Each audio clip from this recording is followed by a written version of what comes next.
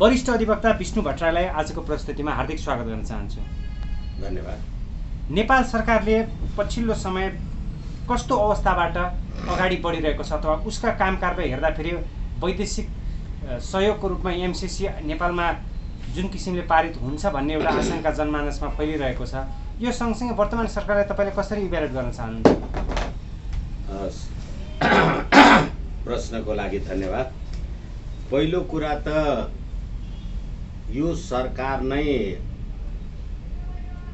नेपाली जनताको अभिमतद्वारा स्थापित भएको सरकार होइन र यो सरकार गठन भएको अहिले प्रतिनिधि सभाका सदस्यहरू मध्ये 165 संसद सदस्यहरूको समर्थन प्राप्त भएको सरकार यो गठन भएको 3 हप्ता पुग्न नपुग्न लागिराखेको छ। यो अवस्थामा सरकारले काम गर्नुको कुरा त परै छाड्नुहोस्, पूर्णतासम्म पाएको छैन एउटा कुरा। र जो एउटा मान्छे यो स्वास्थ्य राज्य मन्त्रीको नियुक्ति गर्नुभयो प्रधानमन्त्रीजीले, त्यो विशुद्ध व्यापारी पृष्ठभूमिको मानिस र प्रधानमन्त्रीजीकै श्रीमतीसँगको व्यापार व्यवसायमा संलग्न मानिस र त्यसमा पनि हामी नेपाली जनताको राजकीय सत्ता र सम्प्रभु सत्ता भन्छौँ। नेपाली जनताले मतदान गरेर होइन कि कुनै बलमा समानुपातिकमा संसद सदस्य भएको मानिसलाई ल्याएर तपाईले मन्त्री बनाउनु भएको छ र अहिले गर्दा गर्दै हेर्न थालिएको छ कि यो कोरोना खोपको लागि पठाएको सामग्रीहरू कहीँ होटलमा लुकाएर राखेर पछि पैसा लिएर किनबेच गरेर खोप लाउँदै गरेको पनि समाचार बाहिर सार्वजनिक भएका छन्। यस कारणले गर्दाखेरि सरकारको जति छ त्यसको कार्यशैलीको बारेमा यो अवस्था र वीर अस्पतालमा कार्यरत स्वास्थ्य कर्मीहरूको असन्तुष्टिमा, उनीहरूको धरनामा प्रहरीले लाठीचार्ज गरेर उनीहरूलाई तितर बितर बनाएको अवस्था छ। बिहान 4-5 बजेदेखि लाइनमा लागेका मान्छे बेलुका 4-5 बजेसम्म लाइनमा लाग्दाखेरि पनि खोप प्राप्त गर्न सकिराखेको छैन। यस कारणले गर्दाखेरि सरकारको अकर्मण्यता भन्ने कुरा यहाँनिर यो पार्टमा हामी हेर्न सक्छौँ। र अर्को कुरा, अहिले सत्ताधारी गठबन्धन भनेर तपाईँ हामी अथवा उहाँहरूले 5 दलीय गठबन्धन जे भन्नुहुन्छ, यो संविधान र कानुनले निषेध गरेको, संविधान र कानुनले वर्जित गरेको, नेपाली जनताले एउटा पार्टीको लागि भनेर मत प्रदान गरेको, अर्को पार्टीको काम कार्यवाहीमा संलग्न भएको अनैतिक, अशिष्ट, अराजनीतिक एउटा प्राविधिक श्री 5 को सरकार मात्रै हो। यो सरकारको काम कार्यवाही मूल्याङ्कन गर्ने, गतिविधि गर्ने भन्ने कुरा सुरुमा यहाँले भन्नुभए अनुसार मर्निङ सोज द डे भने जस्तो सुरुमा यो अहिलेसम्म 3 हप्ता बित्दासम्म उहाँहरूले जे कुरा गर्न सकिराखेको भएको छैन। यसबाट नेपाली जनताले कुनै कुराको सकारात्मक अपेक्षा नगरे हुन्छ। अब एउटा विषयले यति बेला सामाजिक सञ्जालमा निकै नै आक्रोश पनि व्यक्त भइरहेको छ। महाकालीको तुइन काटेर जसरी एकजना नेपाली बेपत्ता भए, यो विषयलाई सरकारले अलिकति ध्यानाकर्षण गर्न नसकेको हो? सरकारले ध्यानाकर्षण गर्न सकेको नसकेको भन्दा पनि यो घटनालाई कसरी हेर्नुहुन्छ तपाईँ? अहिले म त यो 12 बुँदे समझदारी लगायतको भारतको कम्फर्टेबल सरकार खोज्ने यिनै पुष्पकमल दाहाल, यिनै शेरबहादुर देउवा लगायतका मानिसहरू र 12 बुँदे समझदारीदेखि नै तपाईले भारतको निरन्तरतामा साथ संगत सहयोगमा यो देशमा परिवर्तन ल्यायौं आदि इत्यादि जे गर्यौं भन्नुहोस्, आज करोडौं लगानी गरेर नेपाल सरकारले महाकाली नदीमा तुइन बनाउने अनि तपाईँ राष्ट्रिय गान गाउने सार्वभौम भई फैलिएका मेची महाकाली भन्ने अनि महाकाली पारीका मान्छेहरू ऊ तुइनमा झुन्डिएर मर्ने, तपाईँको राष्ट्रिय गानै त्यही बनाउनु भएको छ, महाकाली पारीका झुन्डिएर मर्दा के भयो र। तथापि करोडौं लगाएर सरकारको लगानी लगाएर अहिले महाकाली नदी तर्ने जी व्यवस्था गरेका छ। यदि भारतको सहमति, स्वीकृति, सहमति, साबिती यो कुरा छैन भने तपाईले तुइन किन बनाउनु हो करोडौं खर्च गरेर? होइन, भारतको सहमतिमा नेपाल सरकारले यो तुइन बनाएको हो भनेदेखि पटक पटक एसएसबीले मानिस तुइनमा झुन्डिएको बेला तर्दै गरेको बेला निर्दयतापूर्वक जसरी नेपाली जनताको अवसान गराएको छ, यसले गर्दाखेरि यो भन्दा ठुलो यो सरकारको, यो राज्य प्रणालीको नालायक गतिविधि अथवा यो भन्दा ठुलो आपत्तिजन्य गतिविधि त अर्को केही हुनै सक्दैन। अब अहिले मानिसहरू यो अहिले जो झुन्डिएर मरेका छन्, यो महाकालीमा तुइन तर्ने यो जयसिंह धामी भन्ने मानिस, यिनी पनि वैदेशिक रोजगारीको लागि विदेश जान, काठमाडौँ आउन अनि त्यहाँबाट आफ्नो काम कारबाही गर्नका लागि हिँडेका रहेछन् भन्ने कुरा अहिले आम सञ्चारबाट थाहा भयो। अहिले नेपाल सरकारले विदेशी रेमिटेन्सबाट यो खाडी र मलेसियामा जाने मानिसहरूबाट 8 खर्ब 70 अर्ब यो देशले आर्जन गरेको रहेछ र त्यसै गरेर कल्याणकारी कोषमा 91 करोड रुपियाँ यिनै विदेशी रोजगारीमा जानेले जम्मा गरेका छन् र स्वास्थ्य परीक्षणमा 1 अर्ब यहाँ बिमा गरेका छन् र अस्ति कोरोना महामारीले देश आक्रान्त भएको बेलामा, हालाकि अहिले पनि टुटेको त छैन, त्यतिखेर पनि विदेशी कामदारहरूले 560 सिलिन्डर पठाए र यहाँ स्वास्थ्य उपचार भयो र त्यो सिलिन्डर यहाँ ल्याएपछि चाहिँ मन्त्रीको फोटो टाँसेर सिलिन्डर तल र माथि गरेर तपाईहरुले देख्नुभयो होला। भने नेपाली जनताको यो यस्तो हालत छ, यो हालतमा यो पीडाले आर्जन गरेको अर्बौं अर्ब सम्पत्ति अहिले स्विस नयाँ सरकार बन्ने जे गठन हुने नहुने जे जस्तो वाद विवाद चलिराखेको छ, यही अवस्थामा सत्ताधारी पार्टीको उपसभापति भएको मान्छे फेरि भारतमै चाकरी गर्न पुगिराखेको छ र सामन्त गोयलको चाकरी गर्ने मान्छेहरू पनि हामीले यो सब कुरा हेरेकै छौं। सारा कुरा र गर्दा गर्दै अर्को कुरा त पीडाका साथ भन्नुपर्छ शेषमनजी, हाम्रो देशका युवा नेपाली भाइहरू भारतीय सेनामा काम गरेर त्यो देशको सम्प्रभुताको रक्षा गर्छन्। तपाई एउटा तुइन चढ्दै गर्दा तर्दै गर्दा तुइन काटेर नेपाली जनतालाई मार्नुहुन्छ, जसको पसिनाबाट देश चलेको छ, देशमा रेमिटेन्स भित्रिएको छ। अनि त्यो एउटा कुरा देशको लागि कुरा गरे, भारतीयहरूको कुरा गर्दैछु म। तपाईको देशको सुरक्षाका लागि सीमानामा गलवान घाटीमा चिनिया सिनिया आदि इत्यादि उसँग झगडा हुँदाखेरि लडाईँमा परेर मर्ने मेरो नेपाली, अनि तै एसएसबी तेरो देशको सुरक्षा मेरो नेपाली सेनाले गोर्खा भारतीय गोर्खा सैनिकले गरिराखेको छ, त्यही नेपालीलाई तुइन काटेर लडाउँछ र यो सरकार भारतको कम्फर्टेबल सरकार, यो देश हो। पीडा लाग्दैन तपाईहरुलाई? नेपाली जनताले यो कुरालाई सम्बोधन गर्नु पर्दैन? अनि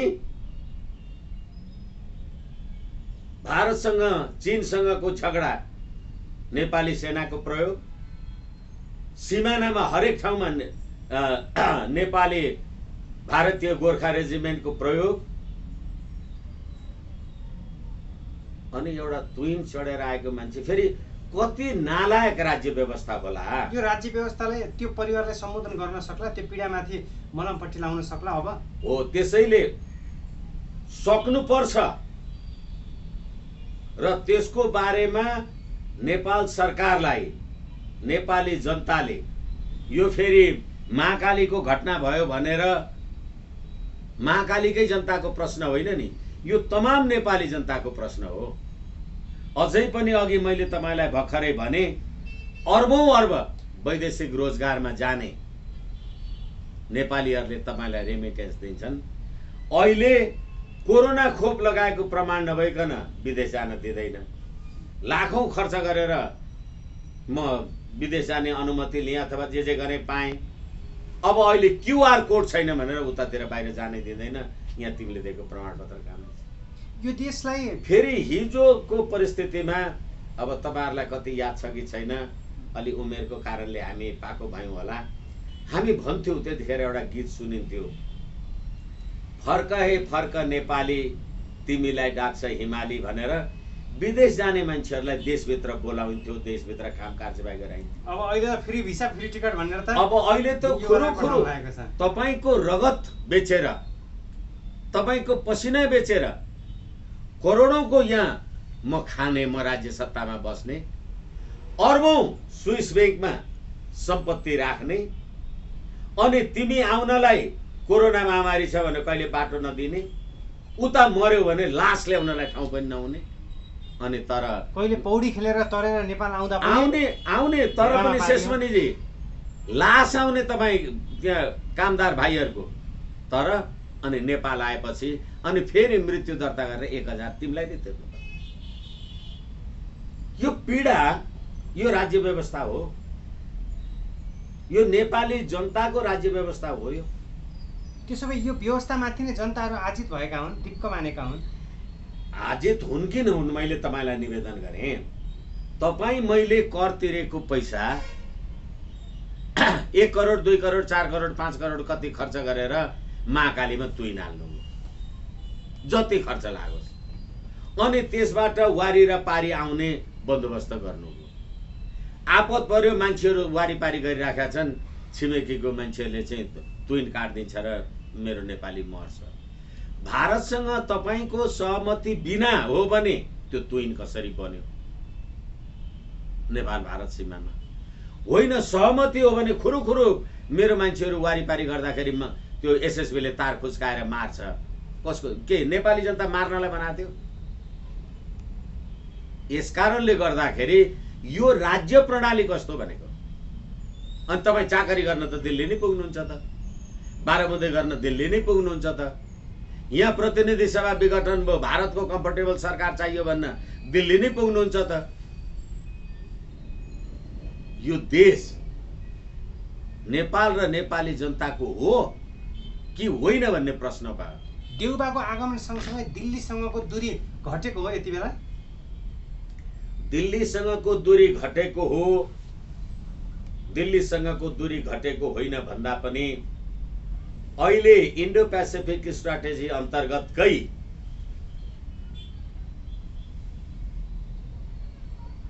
एमसीसी प्रोजेक्ट यो सरकार आएपछि लागू हुने अथवा यो सरकार आएपछि त्यसको कार्यान्वयनको लागि काम कारबाही गर्ने भनिएपछि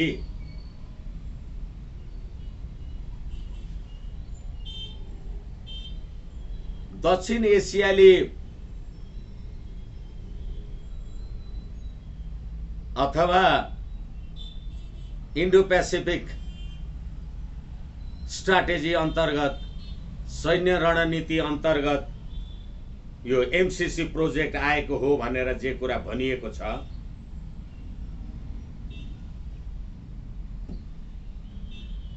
अहिले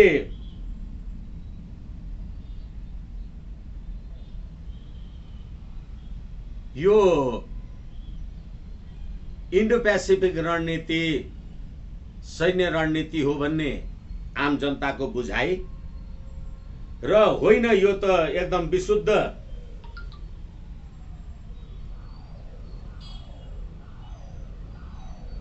आर्थिक सहयोग हो भन्ने सरकारी बुझाइ ले गर्दाखेरि चाहिँ अब एकचोटि हामी यो एमसीसी वाला कुरालाई हेर्न सक्छौँ। म तपाईलाई एउटा कुरा निवेदन गरौँ अनि त्यहाँबाट सरकारको पश्चिमी दक्षिणी संलग्नता के रहेछ र मुलुकलाई कुन खण्डमा पुर्याइँदै रहेछ भन्ने कुरा म तपाईँलाई यो Indo Pacific millennium challenge corporation cooperation MCC को प्रस्तावनाको दुईटा कुरा म तपाईँलाई निवेदन गर्छु। नेपालको आर्थिक विकास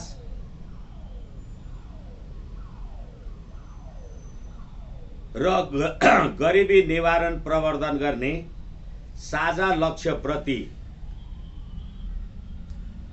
पक्षहरू प्रतिबद्ध रहेका तथा यस सम्झौता अन्तर्गत एमसीसी को सहायताले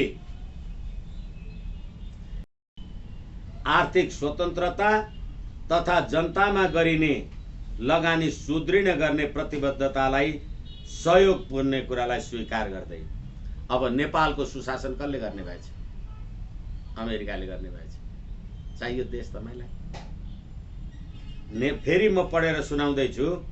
एमसीसी को सहायताले नेपालको सुशासन आर्थिक स्वतन्त्रता तथा जनतामा गरिने लगानी सुदृढ गर्ने प्रवृत्तिलाई, जनतामा गर्ने लगानी, नेपाली जनतामा लगानी गर्ने कुरा अमेरिकाले लगानी गर्दिने अनि नेपालको सुशासन पनि अमेरिकाले हेर्दिने भनेपछि देश के हो? अनि त्यति मात्रै नभएर यसको परियोजनाको धारा 1 को 2 ले के भन्दो रहेछ भने दफा 1-2 परियोजनाको उद्देश्य अनुसूची 1 मा उल्लेख भए बमोजिम परियोजनाहरू प्रत्येकको हकमा परियोजना र सामूहिक रूपमा परियोजनाहरू समावेश छन्। प्रत्येक योजनाको उद्देश्य परियोजनाको रूपमा परियोजना बमोजिम हुनेछन् भन्दै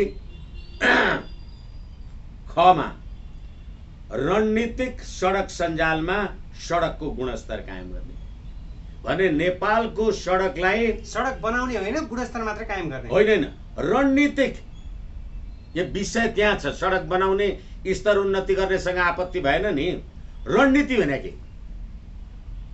किन रणनीति? युद्ध नीति भने होइन, रणनीति भनेको तपाईले नेपालमा बनाउने सडकहरू रणनीतिक रूपले महत्त्वपूर्ण छन् भनेपछि त्यो रणनीति कसको लागि? सडक बनाउने रणनीति हो? 5 वर्ष रणनीति होइन, युद्धको रणनीति हो कि आर्थिक रणनीति हो? के को रणनीति? त्यसकारणले गर्दा रणनीति किन भन्नु पर्यो?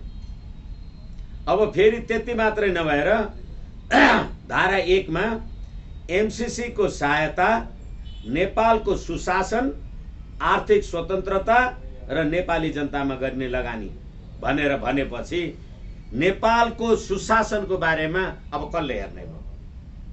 अमेरिकाले हेर्ने। अनि त्यो एमसीसी पास गर्नका लागि वर्तमान सरकार अथवा शेरबहादुर देउवा लगायतका यो देशका धेरै राजनीतिक दलका नेताहरू लागिराख्नु भएको छ भनेदेखि देशको सुशासन समृद्धि र फेरि जम्मा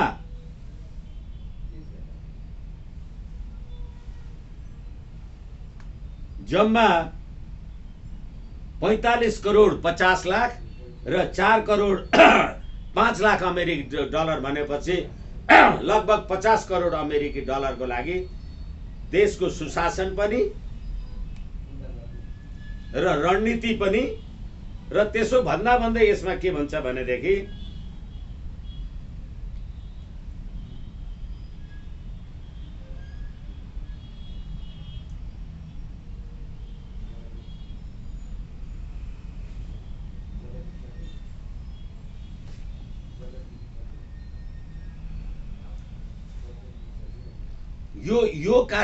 यो कार्यक्रम जहाँ लागू हुन्छ त्यो लागू भएको ठाउँमा नेपालको सेना प्रहरी नेपालको कानुन कुनै पनि कुरा लागू हुँदैन भनेपछि अब यो सरकार भारत पक्षको भन्नुहोस् कि अमेरिका पक्ष भन्नुहोस् कि यो नेपालको पक्षको हो कि होइन कि भन्नका लागि, होइन भने यो 4 वर्षसम्म यो एमसीसी लागू नगर्दाखेरि देशमा के नोक्सान भयो र हो जम्मा 50 करोड। र मैले अथवा मलाई केही बाहिरबाट टेलिफोन सम्पर्कमा म चिन्दिनँ यसै नागरिकहरूले भन्नुभएको छ 50 करोड अमेरिकी डलर यो भागसाग लगाउँदाखेरि एउटा नेपाली जनतालाई त 1830 कि 33 रुपियाँ पर्ने रहेछ। सरकारले खाता खोलोस्, हामी त्यहाँ जम्मा गरिदिन्छौँ, तर यो परियोजना चाहिँ चाहिँदैन भनेर जनता भनेपछि जनताको राजकीय सत्ता र सम्प्रभु सत्ताको प्रयोग गरेर तपाईँ पार्लियामेन्टमा मन्त्री परिषदमा बस्ने, तपाईँ सरकारमा बस्ने, अनि जनताको इच्छा र आकांक्षा देशको राष्ट्रिय अखण्डता स्वाधीनता सम्प्रभुताको विरुद्धमा तपाईँ एमसीसी गर्ने, अनि जनताको इन्डो पेसिफिक स्ट्राटेजी भनेर भारत अथवा दक्षिणी सामुद्रिक सहयोग सम्झौता जे गरेर होस्, अब यो चीनले गरेको बेल्ट एन्ड रोड इनिसिएटिभको विरुद्धमा यो अमेरिकी रणनीतिलाई तपाईँले यहाँ ल्याउनु भएको छ भनेदेखि, अनि तर त्यही भारतीयले चाहिँ फेरि एउटा हाम्रो नेपाली भाइ तुइन चढ्यो भने काटेर खसालेर खोलामा मारिदिने। सदियारको जस्तो व्यवहार भएन, छिमेकी जस्तो पनि भएन, शत्रुतापूर्ण व्यवहार हो। तपाईँको सिमानामा तपाईँको सहमति बिना त मैले तुइन हालिन नि। र फेरि पनि अघि पनि मैले भने तपाईँको सुरक्षा, तपाईँको मुलुकको सम्प्रभुता भौगोलिक अखण्डताको सुरक्षाका लागि भारतीय गोर्खा रेजिमेन्ट लडिराखेको छ मेरो देशमा। सुगौली सन्धिलाई हेर्ने हो भने त महाकाली पारीसम्म नेपाल हो नि त। सुगौली त्यस्तै कुरा गर्ने हो भने त सुगौली सन्धि भारतसँग भएको हो र? भारत स्वतन्त्र भयो 1947 मा, सुगौली सन्धि भयो 1816 विक्रम सम्वतमा। भारत स्वतन्त्र हुनुभन्दा त कुरा उठिहाल्यो, भारत स्वतन्त्र हुनुभन्दा त सयौं वर्ष अघिदेखि हामी चाहिँ सम्प्रभु सम्पन्न छौं। यो त हामीले टर्मिनोलोजी युज गर्यौं नि, महाकाली पारी महाकाली वारी नेपाल मात्रै भन्ने कुरा होइन। त्यो चाहिँ के हो भनेदेखि सिङ्गो महाकाली नेपाल होइन। 1950 को जब सन्धिवाला कुरा आयो त्यतिखेरदेखि यो कुरा आयो होइन। सुगौली सन्धिको कुरा गर्दाखेरि त विक्रम इस्वी सम्वत 1816 मा भारत कहाँ थियो? भारतै थिएन। भारत त 1947 मा न स्वतन्त्र भयो। यसै कारणले सुगौली सन्धि त बेलायतसँग गरे हो। यस कारणले गर्दाखेरि भारतीयहरूको अथवा छिमेकीको जुन खालको व्यवहार छ, हालाकि अब हाम्रा देशका नेता अथवा यो 12 बुँदे समझदारी अथवा त्योभन्दा अघि पनि जानेर नजानेर भएर नभएर भारत प्रतिको बढ्ता झुकावको कारणले गर्दाखेरि पनि वास्तवमा हामीले दुःख पाइरहेका छौँ। अब भारतले त्यसको जवाबदेहिता लिन सक्ला यो घटनाको? लिनु पर्छ नि। तपाईँ क्षमतावान हुनुहुन्छ र मैले तपाईँकोमा केही गल्ती गरेँ भने अनि तपाईँले मेरोमा यो तलमाथि गर्न पाउने हो भन्ने तपाईँ हैसियत राख्नुहुन्छ। होइन तपाईँ सबै अर्काकै खुट्टा ढोक्नुहुन्छ भनेदेखि अब मैले जेसुकै गरेँ भने तपाईँ आवाज उठाउन सक्नुहुन्न। यो प्रश्न भारतको राजदूतलाई बोलाएर अहिलेको भरे कुरा गर्नु पर्दैन? के गरे आइयो? खोइ सरकार लाचार भयो। सरकार लाचार मात्रै होइन, सरकारले सामान्य कर्तव्य दायित्व पनि पुरा गरेन। तपाईँ त्यही नेपाली जनताको अघि हामीले कुरा गरिसक्यौँ, त्यही नेपाली जनताको मत, त्यही कमाई, त्यही आदि इत्यादि जे रेमिटेन्स लाखौं करोडौं अरबौं जे खानु भएको छ, तपाईलाई मत हालेर सत्तामा पनि त्यसले पुर्याएको छ। तर आज तपाईँ भारतसँगको सहमतिमा मैले बनाएको तुइनमा मेरो नागरिक झुन्डिएर तर्न खोज्दाखेरि तपाईँ तार फुकालेर मान्छे मार्नुहुन्छ भने तपाईले त्यो राजदूतलाई बोलाएर स्पष्टीकरण लिनु पर्दैन? भनेपछि आज मात्र होइन, इतिहासदेखि नै भारतको हेपा प्रवृत्ति नेपालप्रति कायम छैन, कायम छ। मित्रवत सम्बन्ध राख्न सकेको छैन। कुनै मूल्यमा मित्रवत सम्बन्ध मैले देखिराखेका छैन। र यसको कारण चाहिँ हामीले हाम्रो स्ट्यान्ड, हामीले आफूलाई हाम्रो स्ट्यान्ड गुमायौँ, हामीले राखेनौँ, स्ट्यान्डै राखेनौँ। होइन भने अब हिजो राज संस्थाकै टाइममा अथवा त्योभन्दा अगाडि, अथवा हुन त राज संस्था बिनाको नेपाल त यो 62-63 को आन्दोलन पछाडि, यही 72 को संविधान पछाडि मात्रै होला। हरेक घटना परिस्थितिहरूमा हिजो हामीले राष्ट्रिय एकता, अखण्डता, एउटा राष्ट्रिय पोसाक बनाएको थियौँ, राष्ट्रिय धर्म गरेको थियौँ, राष्ट्रिय एकताको प्रतीक राज संस्था भनेको थियौँ, आफ्नो धर्मको रक्षा गरेका थियौँ। त्यो सम्पूर्ण कुरालाई समाप्त गर्ने काम त एकपछि अर्को त यही व्यवस्थाले गर्यो। त्यसकारणले गर्दाखेरि यो नेपाली जनतामाथिको अकथनीय अत्याचार हो। यस सँगसँगै नेपालका नेता प्रत्येक पटक भारत जान्छन्। अहिले मात्रै काङ्ग्रेसका उपसभापति विमलेन्द्र नेदी भारत पुगेर आउनुभयो। नेपालको नेता, राजनीतिक स्तरमा नेताहरूबीच सुमधुर सम्बन्ध भएको देखियो, तर व्यावहारिक रूपमा भारतको हेपा प्रवृत्ति कहिले पनि छुटेन। तपाईँ र मेरो बीचमा नि तपाईले जुन सुमधुर सम्बन्ध भन्ने शब्द प्रयोग गर्नुभयो,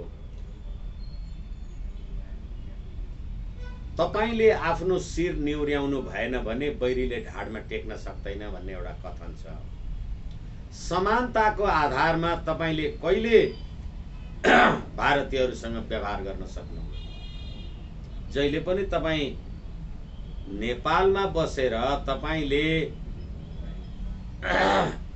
राज संस्थाको विरुद्धमा, हिन्दू राष्ट्रको विरुद्धमा 17,000 नेपाली जनता मार्नुभयो र भारतको विरुद्ध सुरुङ युद्धको कथा गर्नुभयो। जब यो देशमा गणतन्त्र, संघीयता र धर्मनिरपेक्ष तिनै पश्चिमा र दक्षिणी शक्तिको बलमा तपाईले लिएर आउनुभयो, अहिले तपाईँ उहाँहरूको ताबेदारी गर्नुभन्दा बाहेक अरू के गर्न सक्नु भएको छ? अघि पनि हामीले कुरा गर्यौं अथवा सारा संसारले कुरा गरिराखेका छन्। यो एमसीसी, यो सामन्त गोयल अथवा अस्ति भर्खरै अपुष्ट रूपबाट एउटा कुनै मन्त्री, भारतीय मन्त्री नेपाल आएर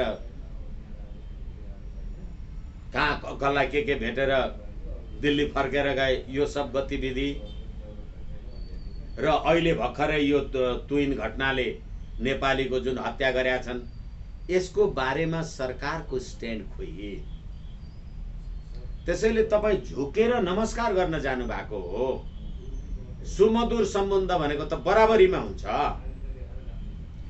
1955 मा नेपाल संयुक्त राष्ट्र संघको सदस्य हुने क्रममा राजा महेन्द्रको टाइममा यस्तै नेताहरू भएको भएदेखि नेपाल संयुक्त राष्ट्र संघको सदस्य हुन्थ्यो कि हुँदैन थियो, अहिले हामी विचार गर्न सक्छौं। त्यतिखेर भारतको बलमा सोभियत संघका ख्रुश्चेभले संयुक्त राष्ट्र संघमा खुट्टा ठटारेर, हातले टेबल ठटारेर होइन, खुट्टा ठटारेर नेपाल भन्ने देश कहाँ छ र सदस्य चाहियो भने भारतको बलमा ख्रुश्चेभले भनेको कुरा। इन्दिरा गान्धीहरूको बलमा, किन भारतसँग त उहाँहरूको फेरि पनि उहाँहरूको त्यतिखेर पनि सैन्य गठबन्धन त थियो रुस सोभियत संघसँग। त्यसकारणले गर्दाखेरि साँच्ची भन्ने हो भने त यस्तै नेता, यस्तै पात्र, यस्तै प्रवृत्ति एसडी मुनिको घरमा गएर भारतमा दाल भात खाने प्रवृत्ति र पात्रहरू भएको भए नेपाल संयुक्त राष्ट्र संघको सदस्य त हुन्थ्यो, हुन सक्ने रहेछ। त्यसकारण नेता होइन, सबैजना दिल्लीको 12 बुँदे समझदारीका ताबेदार। अहिले तपाईँ प्रतिनिधि सभामा 165 विश्वासको मत लिने मान्छे, 2टा मान्छे मन्त्री राख्न सक्नुहुन्न। कस्तो सरकार हो? अनि यो नेपाली जनताको सरकार हो। यिनीहरूबाट राष्ट्र, राष्ट्रियता, राष्ट्रिय एकता, अखण्डता, स्वाधीनता, हाम्रो धार्मिक सम्प्रभुता, धार्मिक मान्यता, सम्प्रभुता निर्वाह त होला। लिपुलेक, लिम्पियाधुरा र कालापानीको नक्सा सार्वजनिक गर्दा त यही पार्टीको सदस्य होइन सुजाता कोइराला भन्ने मान्छे? कालापानी लिपुलेक भारतलाई लिजमा दिए पनि हुन्छ भन्ने, तिनीहरूलाई तपाईँले के कार्यवाही गर्नु? त्यो राष्ट्रघात हो कि होइन? भनेपछि भारतलाई लिपुलेक कालापानी लिजमा दिनुपर्छ भन्ने खालका नेतृत्ववर्ग अथवा केही सांसदहरू अझै पनि नेपालमा भइरहँदाखेरि अब एमसिसी जस्ता प्रोजेक्टहरूमा पनि त उनीहरूको साथ छ नि त, भरपुर सांसदहरू एकजुट भएका हुन् अपवाद बाहेक। त्यसैले हामीले कुरा गरिसक्यौँ अथवा धेरैचोटि कुरा गऱ्यौँ भन्ने लाग्छ मलाई। अहिले एमसिसी अन्तर्गतको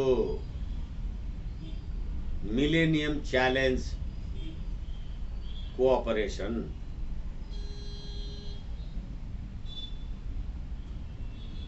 शताब्दी चुनौती सम्झौता भनेको के भने नामले मिलेनियम च्यालेन्ज भनेको कसलाई तपाईँले चुनौती दिएको? कसको चुनौती सामना गर्नको लागि तपाईँ एमसिसी ल्याउँदै हुनुहुन्छ?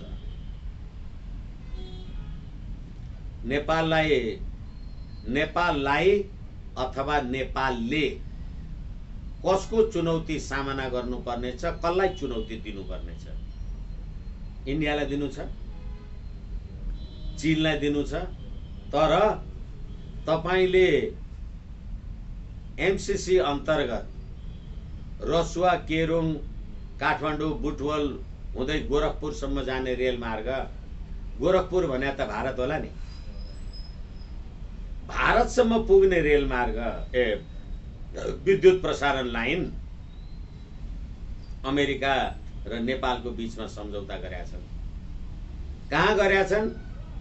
जुन बाटोबाट तपाईले चिनिया रेल बाटो ल्याउँछु भन्नु भएको छ, अब जुन ठाउँमा अमेरिकाले विद्युत लाइन प्रसारण गर्ला, कालोपत्रे बाटो गर्ला, अनि त्यही ठाउँमा चीनले रेल ल्याउने र बाटो बनाउने कुरा गर्ने हो भनेदेखि यो देश यो शक्ति राष्ट्रको युद्ध मैदान हुन्छ कि हुँदैन? यो किन गर्नु पर्यो भने जम्मा 50 करोड डलरको लागि। यसको कारण नेपाली जनतालाई भन्नु परेन? अहिले यो मिलेनियम च्यालेन्ज नेपाली जनताको, नागरिक समाजको समेत सम्झौतामा, नागरिक समाजको समेत सहमतिमा यो काम कार्यवाही गरेका छौँ भनेर यसमा उल्लेख छ। नागरिक समाजलाई तपाईले सोध्नुभयो एकदिन? होइन भने सरकारमा बस्नेहरू मात्रै जानकार, महान, विद्वान, अरू सरकारभन्दा बाहिरका मान्छेहरू केही पनि जान्दैन, केही बुझ्दैन, केही थाहा छैन। नेपाली जनताले त्यत्तिकै यो एमसिसी को यत्रो विरोध गरे होला। यसै कारणले यदि नेपाली जनता चाहदैन भने, नेपाली जनताको इच्छा विपरीत काम कार्यवाही गर्ने तपाईलाई के हक छ? त्यसैले यो सरकार भारत पक्ष अथवा होली वाइन पक्ष, यो सरकार धर्मनिरपेक्ष भन्ने र क्रिस्चियनिटीको प्रभाव बढाउने, विदेशी ज्वाइँलाई नागरिकता दिनुपर्छ भन्ने, अनि नेपाली जनताले सरकारका लागि अनुमोदनै नगरेको सर्वोच्चका श्री 5ले बनाइदिएको सरकार नेपाली जनताको सरकारै होइन। भीम रावल लगायतका केही नेताहरूले एमसिसी को विरोध गर्नुभएको छ नि संसदबाटै। यो कुरा चाहिँ संघीय लोकतान्त्रिक संसदीय प्रजातन्त्रमा 94% ओमकार परिवार बस्छन् यो देशमा भनिन्छ। कम्युनिस्टहरू भनेको धर्मलाई अफिम भन्छन् भन्ने उनीहरूको सिद्धान्त हो। यही देशका 94% धर्मभीरु जनताले झण्डै 2/3 कम्युनिस्टहरूलाई प्रतिनिधि सभामा मत दिए। बुझिन्छ? सिद्धान्त बुझिन्छ? अनि संसदीय प्रजातन्त्रको संविधानबाट चुनाव जितेर आउनुभयो तपाईँ कम्युनिस्ट। यो संसदीय प्रजातन्त्रको संविधान बमोजिम होइन, सी जिनपिङको विचारधाराद्वारा पो हामी त देश चलाउँछौँ भन्नुभयो तपाईँ कम्युनिस्ट। अब तपाईँ संसदीय प्रजातन्त्र लागू गर्नुहुन्छ कि सी जिनपिङ लागू गर्नुहुन्छ? कहाँ छन् यो देशका जनता? के भनेर भोट हालेका थिए? त्यो प्रतिनिधि सभा पटक पटक विघटन भयो, जनताको अभिमत लिनै दिएन। तपाईले भोट हाल्नुहुन्थ्यो होला नि, कतै हाल्नुहुन्थ्यो होला। अनि कहिले अदालत भने, कहिले के कता भने, नेपाली जनताको अभिमत बुझ्नै पाए। अहिले नेपाली जनता संघीय लोकतान्त्रिक गणतन्त्र धर्मनिरपेक्ष भन्ने कुरा सुन्न पनि चाहदैन। अब यही अवस्थामा तपाईँ मिलेनियम च्यालेन्ज कोअपरेसन पास गर्न लागिराख्नु भएको छ। अब लगभग 2/3 को कम्युनिस्टहरू भएको पार्लियामेन्टले सी जिनपिङ विचारधाराद्वारा हामी अनुप्राणित छौं भनेर बीआरआई नेपाल भारत रेलवे सम्झौता, रसुवा केरुङ सम्झौता गर्नेहरूले एमसीसीमा भोट हाल्ला। हाले भने के हाल होला? एकछिनलाई मान्नुहोस्, नहाल्ला। नहालेदेखि 5000 मान्छे मारेको जिम्मा लिन्छु म, हेग गएँ भने ठुलो मान्छे हुन्छु भन्ने प्रचण्डहरू र अमेरिकाले आतंककारीको सूचीमा नाम दर्ता गरे मान्छे बाबुराम भट्टराई लगायतकाहरू के होला? कहाँ हुनुहुन्छ भने खतरा भयो। जे गर्नुस् तपाईँ, यो गरे पनि तपाईको अकर्मण्यताले तपाईँ डुब्ने हो, यो गरे पनि तपाईँ अकर्मण्यताले डुब्ने हो। होइन भने एउटै बाटोमा, एउटै भूमिमा, एउटै थलोमा दुईटा शक्ति राष्ट्रलाई एमसीसी को लागि पनि तपाईँ त्यही बाटो र भूमि प्रयोग गर्न दिने, रसुवा केरुङ काठमाडौँ रेलमार्ग पनि तपाईँ चाइनालाई अनुमति दिने भनेपछि र नेपाललाई सैन्य रणनीति अन्तर्गत, इन्डो पेसिफिक स्ट्राटेजी अन्तर्गत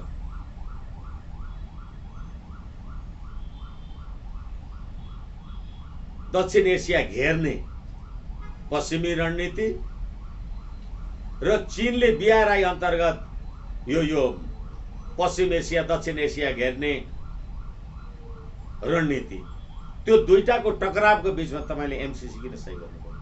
तपाईले बीआरआई किन सही गर्नुभयो? सही गर्नु भएको छ। अब कुन चाहिँ हो? कम्युनिस्ट हुनु भएको छ, संसदीय प्रजातन्त्रको शपथ ग्रहण गर्नु भएको छ। संसदीय प्रजातन्त्रको शपथ ग्रहण गर्नु भएको छ। म त चिनिया विचारधाराद्वारा पो अभिप्रायित छु त, मैले कहाँ यो संविधान मान्छु भन्नु भएको छ। यो संविधान अन्तर्गत मन्त्री प्रधानमन्त्री हुनु भएको छ, यही संविधान गराउनु भएको छ। यो राज्य व्यवस्था कति बुझिन्छ भने, यसकारण यो देशका नेताहरू तपाईँ जे भन्नुहुन्छ यी सबै झोलेहरू। खोइ नेता, कसलाई नेता भन्नुहुन्छ तपाईँ? केपी शर्मा ओलीले वैशाख 27 गते विश्वासको मत लिने कुरामा भारतका सुब्रमण्यम स्वामीले ट्विट गरेर प्रचण्डहरूलाई साथ संगत गर्यो भने चिनिया प्रभुत्व बढ्छ, त्यसकारण त्यो नगर्नु भनेको किन भन्यो? मेरो देशको पार्लियामेन्टमा म कसलाई समर्थन गर्छु कि गर्दिन, मेरो छिमेकी देशको एउटा पार्टीको नेताले त्यो कुरा किन भन्नु पर्यो भन्ने आँट किन गरे? तपाईँ त्यही झुक्न जानुभएछ। तपाईँ सामन्त गोयल भन्नुहोस् कि नेपालको मानार्थ प्रधान सेनापति भारतको पनि मानार्थ प्रधान सेनापति हुन्छ, अनि नेपालको सेनापति भारतको पनि हुन्छ, भारतको सेनापति पनि नेपालको मानार्थ हुन्छ। अहिले मेरो देशको प्रधान सेनापति भारतको पनि मानार्थ प्रधान सेनापति हो। भारतकै एसएसबीले तुइन काटेर नेपालीमा हाल्यो, बोल्यो कोही सेना बोल्यो। यो पीडा कति भुल्ने भने के, म त सधैँ भन्ने गरेको छु, कति भन्ने। के अर्थ छ भनेर। र नेपाली जनताले चेत्नु परेन कस्तो राज्य प्रणाली, कस्तो राज्य व्यवस्था, कस्तो प्रवृत्ति, कस्तो पात्र, कस्तो प्रणाली के गरिएछ भन्ने थाहा हुनु परेन। हस्, विशेष बहसमा सरिक भइदिनु भयो। वरिष्ठ अधिवक्ता विष्णु भट्टराईलाई हार्दिक आभार व्यक्त गर्न चाहन्छु। धेरै धेरै धन्यवाद छ। हस्, धन्यवाद, नमस्कार।